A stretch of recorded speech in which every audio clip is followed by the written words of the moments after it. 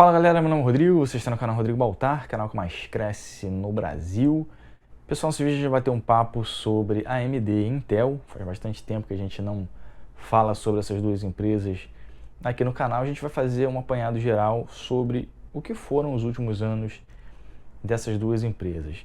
Eu tenho visto muita gente falando sobre uma possível virada da AMD para cima da Intel e a gente vai ver que não é bem assim que a banda toca. Então, se inscreve no canal, se você não é inscrito, esquece de dar uma olhada nos nossos patrocinadores nos links na descrição, dá uma olhada no App One Football, você ficar por dentro de tudo que tá rolando no mundo da bola, e vamos lá pro vídeo. O craque é igual o João 1010, só vem para roubar, matar e destruir. Fuja da craqueagem e compre já sua licença Windows original no site da GVG Mall. Links na descrição. Deepcool DA500, a nova fonte de 500 watts da Deepcool, traz eficiência e segurança aliados a um excelente custo-benefício. Com novas certificações Cybernetics e cabos longos, é uma ótima opção para setups de entrada. Saiba mais pelo link na descrição. Então vamos lá, pessoal, o vídeo é um bate-papo, talvez ele fique um pouco longo. Eu queria estar fazendo esse vídeo com outra pessoa que tivesse alguma expertise na área, para a gente poder trocar ideias sobre o assunto, só que, infelizmente, não é possível, então tem que fazer esses monólogos aqui para vocês, que às vezes ficam muito chatos até, mas daqui eu acredito que dê para você tirar alguma informação ou outra no mar de tanta desinformação. Eu tenho visto, não só aqui na internet brasileira, no YouTube, em sites, grupos, muitas pessoas falando sobre uma possível virada da AMD para cima da Intel. Isso na mídia internacional também. A gente tem visto bastante isso desde que a AMD lançou os processadores Ryzen. E muita gente está apostando que a Intel está numa pior, assim como eu já vi muitas pessoas falando aqui no YouTube ou no mundo, né, sobre a Nvidia também estar numa pior, que lançou as RTX e as RTX não agradaram o público e as ações caíram, blá blá blá blá blá. Então, as pessoas fazem muito alarde em cima desse tipo de coisa. Quando você vai ver a situação financeira, a saúde da empresa, elas estão sempre no azul lá em cima, né? Diferentemente da AMD. Bom, historicamente, todas as vezes que a AMD ela cresceu para cima da Intel, essas empresas são empresas recentes, né? Empresas criadas ali nos anos 70, 80, e começaram a ter um destaque maior nos anos 90, 2000. Então a história é muito recente. Então, por volta dos anos 2000, quando a AMD ela criou o processador de 64 bits, né? Eu já contei essa história aqui no canal. Foi uma pernada em cima da Intel que queria mudar o conjunto de instruções dos computadores mainstream, e a AMD foi lá e deu uma pernada na Intel. A Intel ia lançar o IA64, tem essa história, procura aqui no canal que tem a história contada direitinho. Então a Intel ia fazer uma coisa muito boa, né, acabar com instruções legadas nos processadores mainstream, e a AMD foi lá e falou assim, quer saber? Eu vou dar uma pernada ali e vou criar uma instrução compatível com processadores de 64 bits e também de 32 bits. Então essa foi a primeira pernada, né? Antes já existia isso, né? Quando a AMD começou a clonar os processadores da Intel, né? Lá nos anos 90. Então a história é antiga. A história é muito antiga. E então lá por volta dos anos 2000, quando criou o processador de 64 bits, a Intel ficou meio perdida, sem saber o que fazer, até porque a Intel chegou a lançar o Itanium com IA64 e existe até hoje, né? Nos computadores VAX, se eu não me engano, ainda existem até hoje. E computadores HP também. Então a Intel ela não conseguiu trazer esses processadores para o mainstream e ficou meio perdida ali, sem saber o que fazer, né? Os processadores Pentium não tinham um desempenho comparável com os processadores da AMD.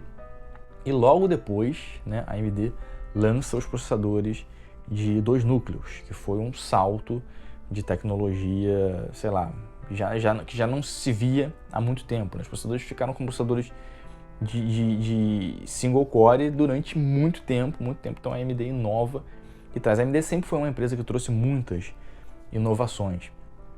E a AMD ficou ali dominando o mercado durante um certo tempo, e logo depois o coice veio a cavalo, né? A AMD não conseguiu se manter no topo, né? Fez uma compra que para muitos foi errada na época, que comprou a TI. Então a AMD começou a ter prejuízos.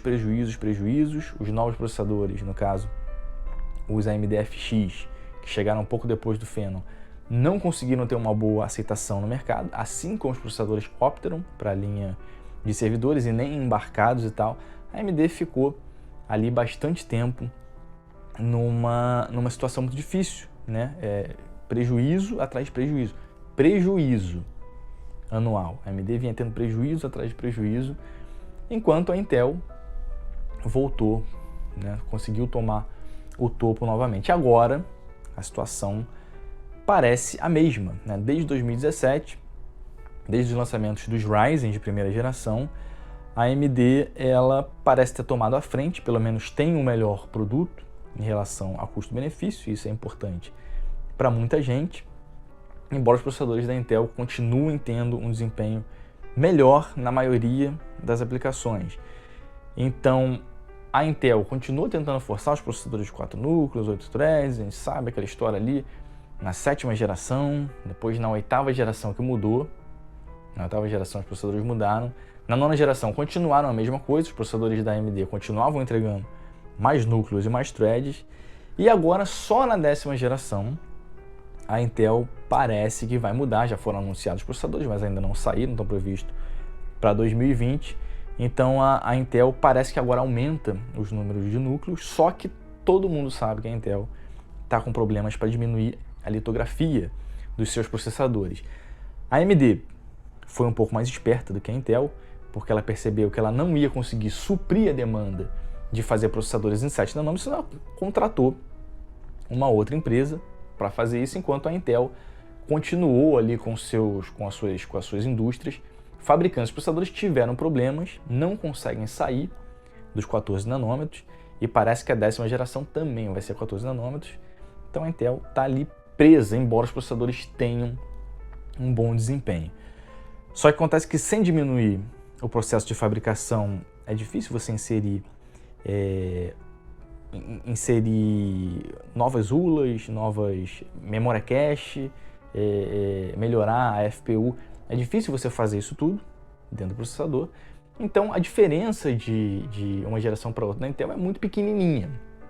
Enquanto isso, a AMD consegue socar memória cache lá dentro dos seus processadores de 3ª geração, e já vem os de 4ª geração, porque eles têm muitos núcleos, né? Processadores com processo de fabricação muito reduzido, então você soca a memória cache ali, então ele consegue ter um desempenho muito bom. E a Intel, nesse momento, parece estar meio perdida. Então a gente vê em algumas notícias que em novembro, por exemplo, 80% dos processadores que foram vendidos no mundo foram AMD, 82%, né? E 18% foram Intel, pro mercado mainstream. Então você vê que a AMD parece realmente estar crescendo para cima da Intel. A AMD ela teve lucros que não tinha desde 2005, né? Teve um lucro recorde. E quando você vai comparar, por exemplo, o lucro recorde da AMD, né? A AMD teve uma receita, se eu não me engano, no último trimestre de 2019, de cerca de, se eu não me engano, 4 bilhões, alguma coisa assim. Não, 1 bilhão e pouco. E quando você vai ver o lucro líquido da AMD, cerca de 180 milhões. E quando você compara com a Intel, que a princípio está na pindaíba, está com muita dificuldade, a Intel teve um lucro de cerca de 6 bilhões. Lucro de cerca de 6 bilhões. Superando também as expectativas dos próprios analistas da empresa. Isso acontece por conta do tamanho de ambas as empresas, né? E da participação do mercado que ambas as empresas têm. A Intel é uma empresa 10 vezes maior do que a AMD. 10 vezes maior. Enquanto a AMD tem cerca de 10 mil funcionários, a Intel tem cerca de 100 mil funcionários. Então é uma diferença brutal. É uma coisa absurda você comparar, por exemplo, a Intel com a AMD. E qual é o problema disso tudo, né? A gente vê que ambas as empresas começam a abrir, né, a ramificar os seus investimentos, diversificar os seus investimentos. Por exemplo, a gente vê a AMD com o RDNA fazendo uma parceria com a Samsung para trazer a tecnologia para celulares.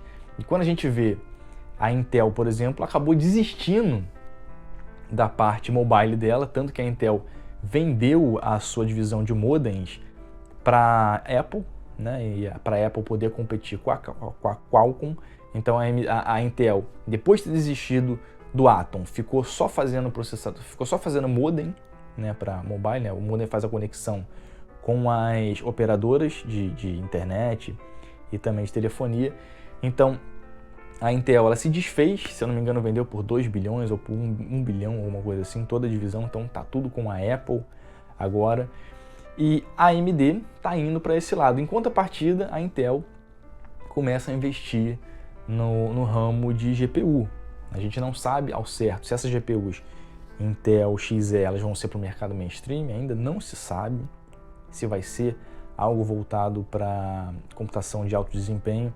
Por quê? Porque a Intel recentemente adquiriu também uma empresa israelense por cerca de 2 bilhões voltada para a inteligência artificial, para a aceleração de inteligência artificial em data center, e essa é uma área que hoje a Intel consegue ter basicamente o mesmo ganho, o mesmo lucro que os computadores domésticos. Durante bastante tempo, a Intel, o carro-chefe da Intel também era mais os processadores domésticos, né, notebooks, embarcados e workstation e tal. E agora a Intel começa a crescer muito também no ramo de inteligência artificial. Tem aquele Mobileye, que é a linha de também uma empresa israelense que a Intel comprou há muitos anos atrás, já prevendo o crescimento desse mercado. Então a Intel, ela investe, né, em inteligência artificial, investe em GPU, porque é óbvio que a Intel percebe que o futuro da computação está em GPU, está no GPU propósito geral. A gente pode fazer até um vídeo disso mais para frente. Então, o mercado ele é muito competitivo, né, em relação a essas duas empresas, só que a Intel ela tem muito mais chance de se reestruturar e daqui a pouco aparecer aí com um super produto. Eu não acredito que a Intel vá visar competir com Nvidia e com a AMD no mercado de jogos. Eu não acredito que ela pode até trazer alguma placa, mas não acredito que para competir com topo de linha, alguma coisa assim, acredito que é algo mais meia entrada nesse primeiro momento. Mas percebendo que o futuro da computação é a GPU, né, pelo menos a curto prazo, a Intel já começa a mexer os paus dela ali para investir em inteligência artificial, em deep learning, em aceleração de data center e GPU, né? A gente sabe que tudo isso é feito por computação em GPU. Então, a gente vê que muito é falado a respeito dessas empresas.